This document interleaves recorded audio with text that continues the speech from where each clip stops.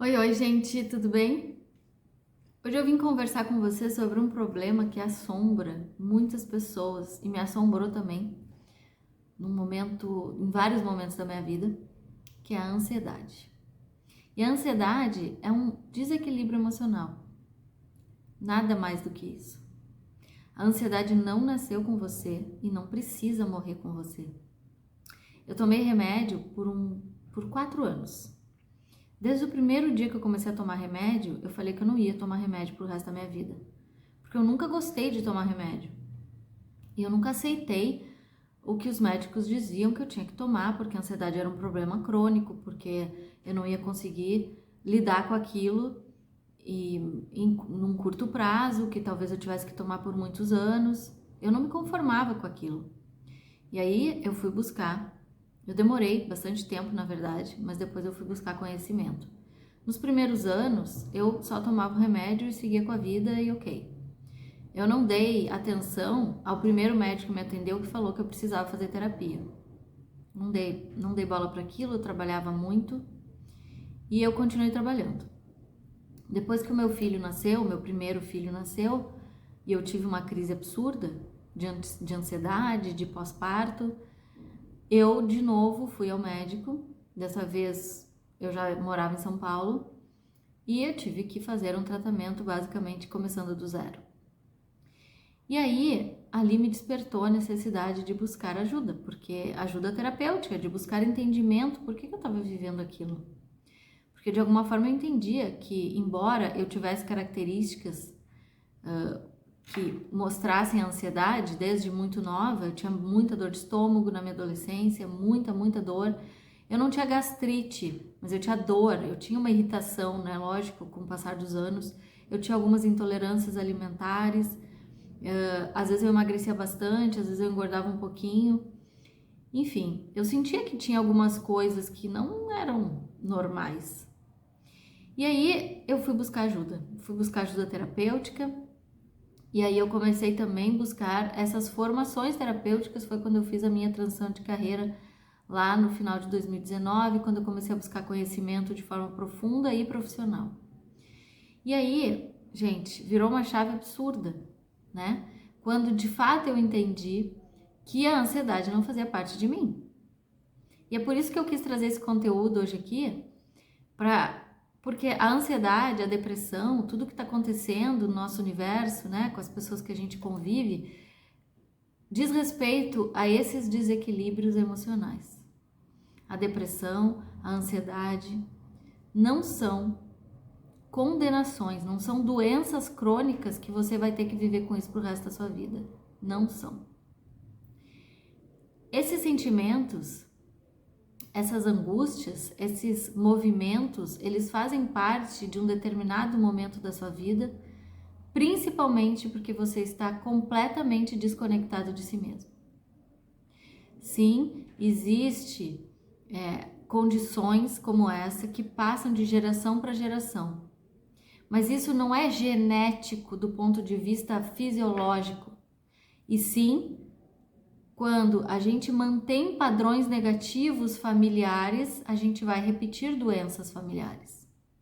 A epigenética hoje já comprova cientificamente que a gente não precisa ter a mesma doença que nossos pais, avós e bisavós tiveram.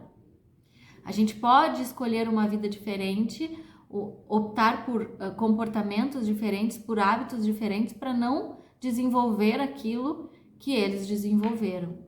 Porque doenças emocionais causam doenças físicas. Isso já está mais do que sabido, já está mais do que comprovado hoje. Por isso que a gente não precisa repetir doenças, tá? E a ansiedade, a depressão, ela não precisa se tornar perpétua dentro de uma linha familiar. Não precisa. É claro que se existe muita depressão, muitos casos de depressão, ansiedade, porque a gente está falando desse tema hoje, na sua família, você pode fazer trabalhos direcionando ou escolhendo seguir caminhos diferentes, trabalhos energéticos, a gente faz isso com a constelação, né, dizendo que eu quero seguir caminhos diferentes. Mas só isso não basta. Você vai precisar conhecer a raiz do seu problema de ansiedade e de depressão. E essa raiz está a partir do momento que você nasceu, e não somente na sua ancestralidade. Então, o que eu quero dizer é que, sob o ponto de vista da ancestralidade, sim, a gente vai lá e corta, né? Eu escolho fazer diferente, mas sob o ponto de vista da vida prática agora, eu também preciso fazer uma escolha. Só eu honrar os meus ancestrais não vai ser o bastante. Eu vou precisar mudar os meus comportamentos e principalmente ressignificar a minha vida a partir de momentos, situações que eu vivenciei que geraram esses comportamentos, esses sentimentos negativos de ansiedade e depressão. Sob a perspectiva da psicologia do trauma, esses sentimentos negativos, eles vêm a partir da nossa forma como a gente vê o mundo, a partir de vivências negativas que a gente trouxe da nossa história, de coisas que a gente viu, ouviu e sentiu quando nós éramos ainda muito imaturos, quando nós éramos ainda crianças, quando tudo que a gente precisava era de afeto, conexão, amor e liberdade. Porque sim, gente, quando a gente cresce sem liberdade para ser quem nós somos, a gente se distancia da nossa autenticidade. A gente se distancia do nosso eu divino. E é aí que as coisas começam a dar errado, é aí que a gente começa a experienciar esse tipo de coisa. A ansiedade, a depressão, ela vem sob uma condição de estresse muito grande, muito alta. E esse estresse nada mais é do que uma luta interna para resgatar o nosso eu, para resgatar quem nós somos. Eu não aceito isso que está acontecendo comigo, eu não aceito isso que eu vivi, eu começo a entrar em luta dentro de mim e isso começa a me trazer transtornos emocionais. É uma dificuldade que a gente tem de olhar para trás e ressignificar tudo aquilo que a gente viveu de negativo. E também de reconhecer aquilo que aconteceu de negativo, porque às vezes, dependendo da forma como a gente se constrói, a gente não tem acesso à realidade. Tem pessoas que vivem olhando para a vida de uma forma ilusória, para não olhar para aquilo que lhe causou dor e sofrimento.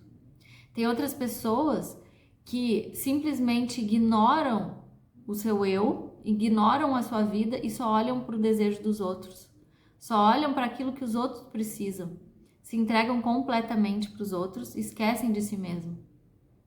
Outras pessoas se colocam num lugar de vítima da vida, se colocam num lugar de muita dificuldade, não aceitam às vezes ajuda, não aceitam que estão errados, têm dificuldade de olhar para a vida de forma positiva, né? Olham para a vida de forma muito pessimista. Isso tudo causa ansiedade, causa depressão.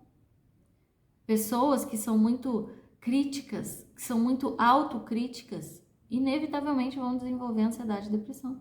Inevitavelmente. E é por isso que recuperar o seu eu é tão importante nesse processo terapêutico. Se reconectar com a sua essência divina é fundamental, porque tudo que você não recebeu de amor e de conexão lá na sua infância, você hoje dá a si mesmo. Toda forma de amor que você pode entregar para si hoje vai fazer a diferença no seu processo terapêutico e no seu tratamento. Os médicos que receitam remédios normalmente não são os médicos que tratam as pessoas, infelizmente. E é por isso que tanta gente está condenada a tomar remédio e não faz nenhum tipo de tratamento terapêutico para entender por que chegou naquele lugar de tomar remédio. Não é natural tomar remédio para equilibrar os seus sentimentos e os seus pensamentos. É natural, sim, pode ser indicado por um espaço de tempo até as coisas se equilibrarem, sim. Às vezes é necessário, mas quando você aceita ter que tomar para o resto da vida, aí tem coisa errada. Principalmente nos tratos emocionais, nos tratos psicossomáticos, nos tratos de sentimentos, de administração e controle e inteligência emocional.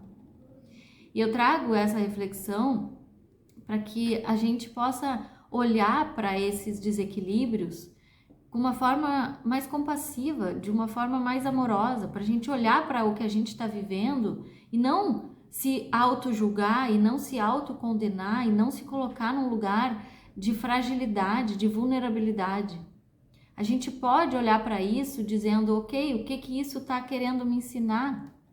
O que eu preciso aprender com isso? Porque isso são sintomas de distanciamento do nosso eu e de distanciamento de Deus, obviamente, porque eu trabalho sob essa ótica de que nós somos filhos de Deus. Então nós não nascemos com ansiedade, com depressão para viver sobre essas realidades para o resto da vida. Não. Eu sempre vou defender isso, inclusive porque eu não tomo mais remédio, nunca mais precisei e a minha vida continuou de uma forma muito mais positiva, é claro. Porque agora eu consigo me defender daquilo que me acontece. Sofrimentos existem, conflitos existem, problemas existem, mas a forma como a gente olha para isso e a gente busca resolver isso muda completamente. A partir da reconexão com o nosso eu verdadeiro. Eu espero de verdade ter contribuído com você para que você busque pelas respostas, busque entender o que está acontecendo com você. Não canse de buscar, porque você vai encontrar. E quando você encontrar essas respostas, você vai ver o peso que vai sair das suas costas. Você vai conseguir viver de forma mais tranquila, sem todos esses desequilíbrios, porque você não precisa viver com eles. Se você gosta desse tipo de conteúdo, deixe seu like aqui, deixe seu comentário, me conte o que está acontecendo com você, compartilhe esse vídeo. E todas as formas de atendimento que eu tenho estão aqui na descrição, embaixo do vídeo, tá bom? Um beijo e até a próxima. Tchau, tchau.